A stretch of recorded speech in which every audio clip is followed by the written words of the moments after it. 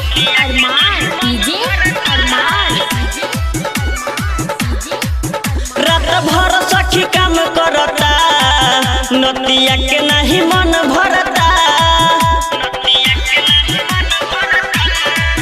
रात भर सखी काम करता नतिया के नहीं मन भरता। एको छन नहीं उठेले सखी बात नहीं बुझेले। रोप हमरे पझारता नतिया के नहीं मन भरता।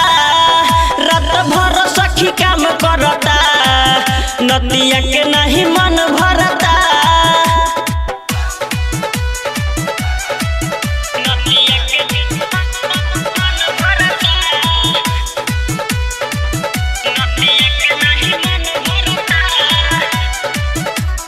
डीजे अरमान अदापुर तुरे कनावा के बालिका में कोइले लहाली सखी लागता कि हमके मुआई। सखी देले बदरद हमर छिनारा मरद सखी बुझले बचसन मिठाई। तुरे कनावा के बालिका में कोइले लहाली सखी लागता कि हमके मुआई।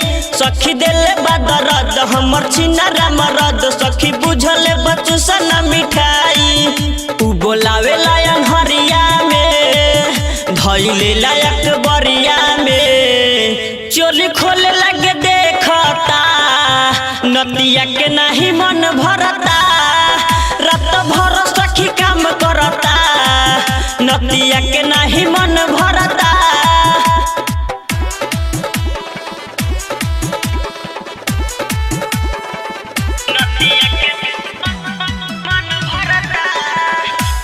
डीजे अरमान डीजे अरमान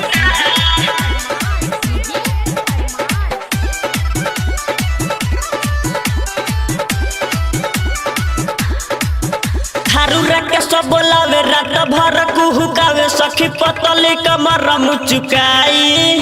कहे अरुण बवाली हम लागेलू तू साली बोल पिया रजस का बताई। रात भर सखी करे लगे शोर काम करता के बहुत बिजोर।